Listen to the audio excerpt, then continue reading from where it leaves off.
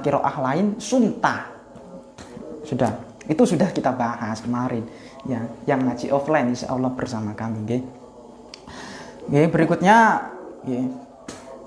nggih niku kita akan melanjutkan pembahasan menggunakan kitab Taqriratus Sadidah ini. Bismillahirrahmanirrahim. Syahrul Ramadan huwa asy-syahru at-tasi'u minasyuhuril arabiyyati wa huwa afdhalus syuhuri wa summiya ramadana qila li annahu indama wada'a al-arabu asma asyuhuri. Bulan Ramadan ini bulan yang ke-9 dari kalender Hijriah seperti itu ya. Di Muharram, Safar, Jumadil Awal, Jumadil Akhir, Rabiul Awal, Rabiul Akhir, dan Rajab, Sya'ban, Ramadan. Bulan yang ke-9. Nah, seperti itu ya. Kemudian Ramadan ini merupakan utamanya bulan di antara bulan-bulan yang lain. Itu disebutkan di sini. Kenapa kok dinamakan Ramadan? Nah, itu pertanyaannya. Nah, kita akan sedikit menjelaskan asal usul kata lafadz Ramadan. Mengapa dinamakan Ramadan? Indama wadoa al-arabu asma asyuhuri. Jadi pada waktu itu orang Arab itu mau menamai bulan-bulan, dan ketepaan pada waktu itu wafaqo hadza syuhuru syiddatal hari. Ketepaan pada waktu itu yakni bertepatan dengan hawa yang sangat panas ya. Sangat panas. Maka disebabkan syiddatal hari itu karena sangat panas itu fasammuhu ramadana bin romdo. Jadi Ramadan ini berasal dari kata romdo. Romdo itu apa? Aysyiddatil hari. Apa itu? Bangetnya panas. Begitu panas itu namanya romdo. Itu seperti itu ya. Jadi kalau panas yang begitu amat itu namanya romdo. Maka itu dengan sebab itulah dinamakan bulan Ramadan. Ada juga wakilah dikatakan pula li annahu yarmidu dzunuba ay yahrikuha. Jadi seperti membakar dosa-dosa. Bulan Ramadan itu dikatakan Ramadan itu karena ibaratnya itu bisa membakar yarmidu dzunuba au yahrikuha, bisa membakar dosa-dosa kita yang telah lalu. Bismillahirrahmanirrahim. Fadilatus shaumi al ayatu wal ahaditsu katsiratun fi dzalika. Keutamaan puasa di dalam beberapa ayat, beberapa hadis itu sangat banyak sekali. Wa minha qauluhu ta'ala. Di antaranya yang sangat banyak itu adalah dawuhnya Allah Subhanahu wa taala, qulu washrabu hani'am bima aslabtum fil ayyamil khaliyah. Makanlah kalian semua, minumlah kalian semua ya, dengan enak ya, seperti itu. Dengan sebab perkara yang telah kamu kerjakan yang lalu dan hari-hari yang telah lalu, seperti itu. Ada juga firman Allah wa qauluhu was-shaimina, orang yang berpuasa laki-laki, was-shaimati, orang berpuasa perempuan, wal hafizina furujahum, dan orang yang mereka laki-laki yang menjaga kemaluannya, wal hafizati, dan perempuan yang menjaga kemaluannya pula, wadzakirina, dan orang-orang yang zikir, laki-laki yang wadzakirina allaha katsira wadzakirati a'adallahu lahum maghfiratan wa ajran azima. Orang laki-laki yang zikir yang banyak, orang perempuan juga, dia akan mendapatkan, diberikan hadiah oleh Allah berupa maghfirah, ampunan dari Allah, dan mendapatkan pahala yang begitu melimpah. Wa fil hadisil qudsihi anillahi ta'ala annahu qala. Di dalam hadis qudsi seperti ini. Kullu hasanatin bi asyri amsalha ila sab'i mi'ati di'fatin ila sab'i mi'ati di'fin illa syama fahuwa li wa ana ajzi bihi. Di dalam hadis qudsi itu disebutkan seperti ini. bahwa setiap kebaikan itu akan mendapatkan pahala 10 kali lipat. Ya. Akan mendapatkan 10 permisalan seperti itu. Sampai tidak hanya 10, tapi sampai dengan 700 lipat ganda. 10 sampai 700. Ini dalam hadis qudsi itu disebutkan seperti itu. Kecuali puasa. Ya. Kemudian berkaitan dengan ini dulu ya, kita terangkan dulu mengenai lafaz 10 sampai dengan 700. Jadi ini pahalanya begitu besar. Kebaikan yang kita lakukan itu apa saja? Kita umpamanya silaturahim, kita zikir dan lain sebagainya, itu pahalanya antara 10 dan juga 700. Ini kalau kita bahas nanti ada klasifikasi ya. Artinya ada klasifikasi di situ, ada abid, ada alim. Orang yang ahli ibadah dengan orang yang alim itu tentunya beda. Ini banyak disinggung di dalam kitab Ihya Ulumuddin. Di situ banyak keterangan mengenai ibadahnya orang abid dan ibadahnya orang alim. Tentunya jauh. Alim ini lebih luar biasa. Bahkan tidurnya orang alim itu bisa lebih banyak pahalanya daripada sholatnya, ibadahnya orang yang ahli ibadah tanpa ilmu. Maka kan di sini juga dijelaskan dalam kitab Ibnu Ruslan, Subat Ibnu Ruslan, makul man bi ghairi ilmin ya'malu a'maluhu mardudatun la tuqbalu. Kembali ke dalam lafaz ini ya. Lalu kemudian di dalam kitab Bughyatul Mustarsyidin itu disebutkan seperti ini. Jadi klasifikasi pahala orang sedekah itu dibagi menjadi 5. Sekali lagi bahwa klasifikasi pahala orang sedekah itu dibagi menjadi 5. Yang pertama mendapatkan pahala 10 kali lipat. Sedekahnya siapa? Yang mendapatkan 10 kali lipat ini adalah sedekahnya terhadap orang yang sehat secara jasmani. Kita umpamanya pergi ke pasar, ada orang kita beri, orang sehat, atau kemana teman kita sehat, orang yang normal, artinya orang yang normal ini. Jadi umpamanya kita beri itu mendapatkan 10 kali lipat pahalanya. Kemudian berikutnya adalah mendapatkan 90. Siapa yang mendapatkan 90 ini? Ketika kita itu bersedekah kepada orang yang tertimpa musibah. Umpamanya ada korban banjir, tsunami, gunung meletus, gempa dan lain sebagainya. Ada tetangga kita yang kebakaran, kena musibah, ya, kita kemudian memberikan sedekah, itu pahalanya 90 kali lipat. Yang nomor 3 adalah terhadap kerabat yang membutuhkan. Kita punya kakak umpamanya punya utang terhadap kawannya, kemudian kita karena kakak kita tahu kakak kita itu tidak punya uang, kita sedekah, itu pahalanya seperti itu 900 kali lipat ya, seperti itu. Kemudian berikutnya adalah yang mendapatkan berikutnya klasifikasi orang tua. Ketika kita itu bersedekah kepada orang tua kita, itu akan mendapatkan 900.000 kali lipat. Kita umpamanya kepada orang tua kita, ini yang menjadi pertanyaan, ini yang sering ditanyakan mungkin di kalangan kita, okay? Kadangkala mungkin kita kurang mengerti dalam hal ini. Ketika kita itu sedekah, kita lebih mementingkan orang lain, padahal orang tua kita sendiri sangatlah membutuhkan uang itu sendiri, membutuhkan sedekah itu sendiri. Lah kadang-kadang kita itu mencari orang lain malah seperti itu.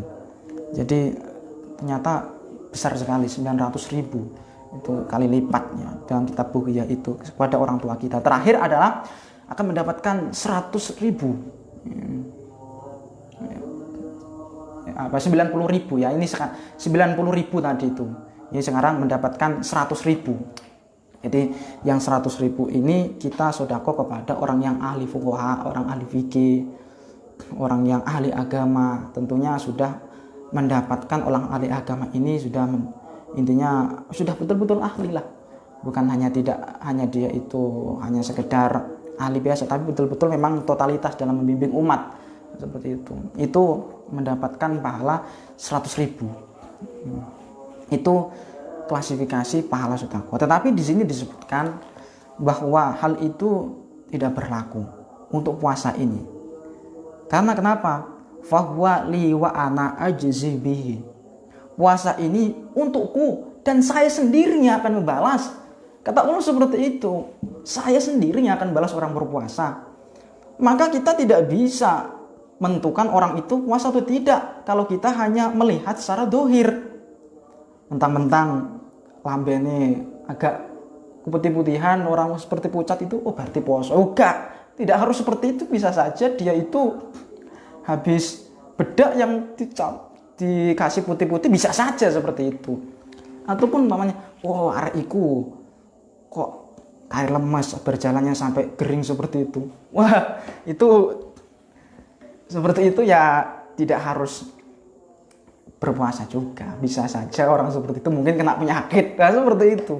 Ataupun mungkin tidak makan karena mungkin krisis finansial, bisa saja. Jadi puasa ini tidak ada yang tahu kecuali kita dengan Allah. Bisa saja umpamanya kita itu masuk ke dalam kamar mandi langsung kemudian minum, bisa saja seperti itu kan, bisa. Nah, maka dari itu tidak ada yang bisa menentukan secara dohir kita terhadap seseorang itu puasa atau tidak. Maka dalam hal ini Gusti Allah menegaskan wa ana fahuwa li wa ana ajzi bihi, dan puasa itu untukku dan saya sendiri yang akan membalasnya. Wah, luar biasa ini. Baiklah, kita teruskan. Bismillahirrahmanirrahim. Wa fil hadisi man shoma yauman fi sabilillah ba'adallahu minhu jahannama masirata mi'ati amin. Jadi, barang siapa yang berpuasa satu hari karena di jalan Allah, seperti itu ya, karena di jalan Allah, maka dia itu akan dijauhkan dari neraka jahanam sampai dengan 100 tahun. 100 tahun jalanan nih, 100 tahun perjalanan ini. Wah, Masya Allah, luar biasa ini. Satu hari, fisabilillah. Tapi sekali lagi, ini adalah fisabilillah. Penekanannya adalah siapa yang berpuasa satu hari fisabilillah. Ini terkadang kita membutuhkan analisis lain seperti ini kadang-kala. Kalau orang berpuasa itu hanya memindah jadwal rutinitas makan dari siang menjadi malam tanpa kita itu mengendalikan nafsu kita, tanpa kita itu belajar ilmu fikih mengenai hal-hal puasa, maka tidak dikategorikan fisabilillah. Makanya Imam Al-Ghazali kan menerangkan bahwa puasa itu ada 3 kan. Ada puasa am, ada puasa khos, ada khawasil khawas. Puasanya orang awam, orang yang khawas dan khawasil khawas, khususnya khusus. Makanya seperti itu Imam Ghazali menerangkan. Ini fisabilillah. Makanya pahalanya besar sekali kan, seperti itu. Nah, kembali ke niat puasa itu tadi, kalau kita umpamanya hanya menjalankan rutinitas atau hanya memindah jadwal siang menjadi malam, itu ya tidak terkategori fisabilillah. Apalagi kita kemudian tidak sampai umpamanya tidak menahan pandangan mata terhadap yang bukan mahram dan lain sebagainya, umpamanya seperti itu, kemudian masih melakukan ghibah dan lain sebagainya. Secara kaidah fikih seperti itu sah. Ya, sekali lagi sekarang kaidah fikih bahwa orang ghibah dan lain sebagainya sah. Tapi secara pembatalan pahala puasa itu batal. Nah, seperti itu. Nanti ada pembahasannya sendirilah itu ya, kita dalami lebih lagi. Kembali lagi kepada lafaz ini supaya kita insya Allah betul-betul mendapatkan kepada faedah daripada hadis ini ya, yang mendapatkan puasa satu hari itu tadi. Jadi puasa ini betul-betul membersihkan batiniah kita, hati kita, supaya hati kita menjadi murni dan bersih. Yang semula bulan Ramadan itu kita tidak bersih, kemudian dalam momen Ramadan ini kita akan menjadi bersih. Seperti itu ya. Nah, jadi itu nanti insya Allah berkaitan dengan masalah niat ini kita akan bahas lebih mendetail lagi di dalam kitab Arba'in. Ya insya Allah kita juga ngaji Arba'in insya Allah Ramadan ini ya, di kediaman dalam pulau. Insya Allah ngaji Arba'in akan panjang lebar di situ, kita membahas mengenai niat itu. Intinya kalau kita fisabilillah ini, sekali lagi penekanannya adalah kita tidak hanya menahan lapar dan haus, menahan dahaga, menahan dari hal yang membatalkan puasa, tapi juga menahan dari hal-hal yang membangkitkan syahwat, tidak menggunjing, menggibah, tidak melakukan hal-hal yang ada wasilah untuk menjalankan perbuatan haram, dosa, tidak semuanya itu ditahan. Itu baru fisabilillah, maka akan mendapatkan jaminan ini. Ba'adallahu minhu jahannama masirata yati amin. Fil hadisi aidon. Bismillahirrahmanirrahim. Berikutnya di dalam hadis yang lain juga, lisoimi farhatani, ini sudah sering disebutkan oleh para pendakwah, biasanya akan mendapatkan dua kebahagiaan. Apa itu? Idza aftara fariha wa idza laqiyallaha fariha bisaumihi. Orang yang berpuasa itu akan mendapatkan kebahagiaan dua. Ketika dia itu berbuka, itu dia akan mendapatkan bahagiaan. Wah, masya Allah, ketika itu sudah kiroah itu ya, kadangkala di masjid-masjid itu setel ya ceramah gitu, itu kita sudah merasa berbunga-bunga ya, walaupun umpamanya di antara kita yang sudah sering puasa Senin Kamis atau Daud apa itu sudah biasa ya, sudah biasa tersebut. Tapi beberapa orang ini tetap ini akan menjadi kebahagiaan tersendiri, karena disebutkan dalam hadis, tentunya Rasulullah sudah menjamin bahwa ini akan bahagia bagi mayoritas orang ya, karena di situ terdapat kebahagiaan. Ketika buka itu masya Allah, itu disiapkan semua itu makanan itu. Akhirnya tarawih itu tidak kuat membawa badan, rokok itu sudah berat gitu. Seperti itu. Sudah. Berikutnya, wa idza laqiyallahu fariha bisaumihi. Masya Allah, ketika bertemu dengan Allah akan mendapatkan kebahagiaan dengan sebab puasanya itu. Seperti itu. Jadi ini harapannya kita itu ya besok bisa bertemu dengan Allah. Tidak hanya kita itu mendapatkan surga, tapi pada hakikatnya kita itu harus intihaknya amal semuanya kita lakukan mengabdi kepada Allah ini adalah bertemu dengan Allah. Tiada kenikmatan yang begitu amat dahsyat dan begitu luar biasa dibanding dengan bertemu dengan Allah. Tidak di surga, karena ya ulama-ulama sufi mengatakan kalau surga itu ya masih mendapat perdebatan lah, itu karena orang awam saja. Kalau amal itu dibalas dengan surga, seperti halnya jual beli. Udah, itu kita tidak membahas hal itu karena itu ada pembahasan dalam kitab hikam ya. Kita juga ngaji juga kitab hikam, insya Allah itu dibahas juga, itu dibahas panjang masalah surga itu ya. Jadi umpamanya kita itu mengharapkan surga, iya kalau kita mendapatkan surga saja, tapi tidak bisa bertemu dengan Allah, begitu sengsaranya kita. Umpamanya kita bertamu kepada seseorang, ternyata di situ kita tidak ditemui orang tersebut, hanya mampir saja di rumahnya. Apa bahagianya kita kalau kita tidak ditemui? Kan seperti itu. Maka dari itu, nah di sini sudah jelas bahwa ini kalau bertemu dengan Allah bahagia dengan puasanya tersebut. Bismillahirrahmanirrahim. Fil hadisi kadzalika. Dalam hadis lain juga disebutkan somtus shaim tasbihun wa naumuhu ibadatun. Jadi puasanya orang yang berpuasa itu terkategori tasbih, dan juga tidurnya itu merupakan ibadah. Tapi seperti ini ya, bahwa lafaz-lafaz wa naumuhu ibadatun, tidurnya itu adalah ibadah, bukan berarti kita harus tidur terus. Masa mulai pagi tidur, duhur bangun, setelah itu sholat duhur tidur lagi, setelah itu asar ngelepruk lihat TV tidur lagi, kan tidak. Itu namanya bukan nawaitu somagodin, itu naumagodin itu bukan nawaitu somagodin. Nawaitu apa? Naumagodin. Jadi saya niat tidur besok, tidak seperti itu. Ini kan hanya menahan lapar dan haus saja. Makanya ini tidak kita tekankan bahwa yang dimaksud dengan naumuhu ibadatun ini kalau umpamanya kita sudah tidak kuat menjalankan aktivitas, itu aktivitas yang positif tentunya, atau umpamanya kita beberapa orang tertentu yang mungkin seringkali mungkin masih sering melakukan perbuatan maksiat, itu ya lebih baik tidur. Tapi bagi mereka-mereka yang Kemudian bisa digunakan mutolak kitab lah, mungkin digunakan untuk silaturahim, walaupun ini situasi lockdown ya, mungkin dikurangi lah, digunakan hal-hal yang manfaat lain itu kan lebih bagus daripada tidur. Jadi kiasannya, kias aulawinya seperti ini loh, tidur saja ya, yang tidak ada gerakan untuk beribadah secara jasmani itu ibadah, apalagi kan seperti itu, apalagi ibadah itu masya Allah luar biasa. Itu ya, jadi seperti itu. Wa du'auhu mustajabun, dan doanya orang yang berpuasa itu mustajab.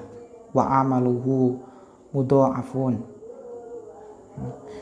Sekali lagi kita sedikit membahas mengenai wa du'au mustajabun, bahwa ketika itu dia berdoa maka akan mustajab.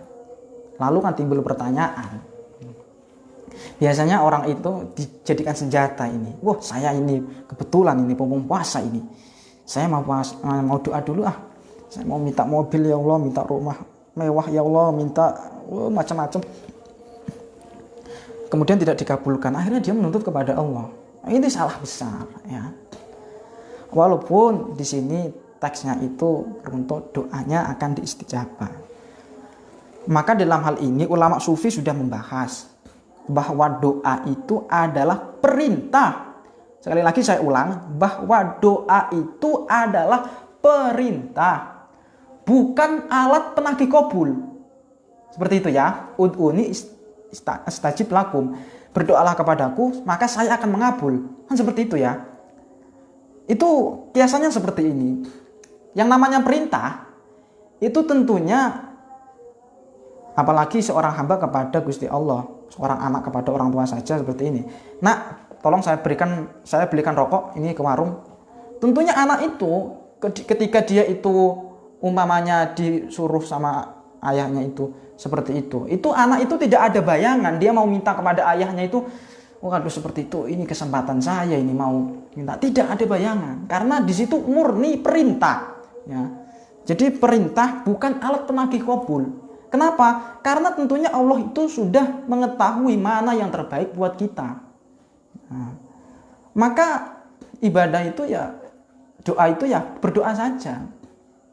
Walaupun pokoknya kita kurang tahu artinya, mungkin kita makmum lah ya, makmum pada imam seperti itu. Kadang-kala kita tidak mengetahui apa doa itu. Allahumma inna na'udzubika min ilmin la yanfa'u min syai'in. Cepat lagi doanya. Ya jelas makmumnya tidak ngerti, apalagi mungkin yang agak gerem-gerem gitu ya. Jadi tidak tahu. Bagaimana? Tidak apa-apa, karena hal itu adalah perintah saja. Ya seperti ini saja. Umpamanya kita perjalanannya dari Banyuwangi umpamanya ke Jombang. Ya. Tidak harus orang itu harus mengetahui kenalan lebih bisi ku merek opo, bisi itu siapa yang nyopiri, siapa karnetnya. Tidak harus seperti itu. Artinya doa itu tidak harus kita tahu apa yang kita minta, karena itu perintah saja. Perintahnya sudah ibadah. Seperti itu. Coba ini kan supaya inti untuk menyemangati kita supaya kita itu berdoa, doanya mustajab. Jadi untuk pembahasan lebih detailnya dalam hal ini insya Allah kita bahas dalam kitab hikam ya, mengenai doa ini. Wa amaluhu mudha'afun. Sekali lagi bahwa tadi itu amal-amal yang kita lakukan, sedekah yang kita keluarkan, zakat yang kita tunaikan, ibadah yang kita jalankan, sholat yang kita laksanakan, semuanya itu akan dilipat gandakan oleh Allah. Maka di dalam hal ini tentunya kita membuat schedule lah ya, membuat jadwal, schedule untuk merancang jadwal kita. Ya alhamdulillah, makanya kita dulu mungkin di pondok itu seringlah membiasakan diri untuk merancang jadwal. Misalnya jam segini saya dinia, jam segini setelah selesai dinia, jam segini saya sawir, jam segini setelah sawir saya mau baca Al-Quran, jam segini saya kemudian nanti sosial dan lain sebagainya. Nah, seperti itu. Dia harus ada. Nah, dalam Ramadan ini adalah kesempatan kita untuk betul-betul memanfaatkan ya, momen-momen yang sangat bagus ini mari kita manfaatkan, karena amaluhu mudha'afun, dilipat gandakan. Nah, yang namanya dilipat gandakan itu yang seperti itu tadi. Makanya kita dalam bulan Ramadan ini yang semula kita di bulan-bulan selain Ramadan kita baca Al-Qur'annya cuma 1 juz, bisalah kita tingkatkan 2 atau 3 juz supaya kita bisa hatam 2 kali atau 3 kali lah. Nah, seperti itu. Kemudian juga kita bisa mutola'ah kitab dan lain sebagainya. Kita ya yang mungkin situasinya masih aman bisa silaturahim, bisa kemudian ibadah-ibadah lain, sedekah yang semula mungkin di masjid itu kadangkala mengeluarkan uang itu biasanya diambil yang paling sedikit ya. Ya mungkin ini momen yang tepat lah bagi kita untuk meningkatkan kualitas kadar ibadah kita kepada Allah, ya dikeluarkan yang tambah lah daripada sebelum-sebelumnya, seperti itu ya. Baiklah, lanjutkan. Bismillahirrahmanirrahim. Asyamu junnatun wa hisnun hasinun minan nari. Jadi puasa itu merupakan perisai dan juga benteng yang begitu kokoh dari api neraka. Perisai, puasa itu adalah perisai dan benteng yang kokoh dari api neraka. Ini sudah keterangannya. Jadi perisai, namanya perisai itu sudah artinya kita secara tidak langsung mendapatkan kekuatan yang begitu dahsyat, kekuatan batin yang begitu luar biasa terhadap menjalankan puasa ini. Karena nanti kita bahas di hikmah-hikmah puasa. Sedikit saja saya singgung, kalau umpamanya kita puasa, umpamanya kita yang dalam kehidupan itu kadangkala kita serba berkecukupan mungkin dengan puasa ini, kemudian kita luar biasa ya, lapar, akhirnya kita tahu bahwa orang-orang di banyak masih yang mungkin sangat kurang dalam hal ekonomi, menahan lapar, menahan dahaga, itu mungkin kita di situ tahu. Dan kadang-kala orang yang lapar itu sangat mudah untuk mengingat Allah. Jadi sunnatun, luar biasa. Coba kadang-kala kita itu perlu merasakan dari teks-teks agama ini, kadang-kala perlu kita renungi, perlu kita rasakan, betulkah memang puasa ini benteng dari api neraka. Sedangkan benteng itu tentunya kita ya tidak maksiat, dengan puasa itu ya tidak maksiat karena itu benteng. Apakah kita masih maksiat? Makanya kita renungi dulu, puasa saya hari ini bagaimana? Kita renungi. Ternyata bisa menahan dari perbuatan-perbuatan maksiat. Dan alhamdulillah berarti itu merupakan junnah, ya, perisai. Sudah, umpamanya kita teksnya seperti ini ya, kita jangan membahaslah nanti umpamanya perisai dari api neraka yang kokoh. Sekarang kita di dunia itu perisai dari perbuatan maksiat. Sekali lagi bahwa ini adalah perisai dari perbuatan maksiat, seperti itu saja dulu. Jadi betul apa tidak? Tapi kalau umpamanya kita betul-betul lillahi ta'ala, kita tata niatnya, kita schedule jadwal kita mulai dari bangun tidur sampai tidur lagi, itu insya Allah betul-betul menjadi perisai dari perbuatan maksiat itu. Tentunya kalau sudah menjadi perisai perbuatan maksiat itu di dunia, tentunya akan menjadi hisnun hasinun minan nar. Jadi akan mendapatkan jaminan benteng yang kokoh dari api neraka. Baiklah teman-temanku yang dirahmati oleh Allah Subhanahu wa taala, alhamdulillah kita membahas pertemuan kita ngaji online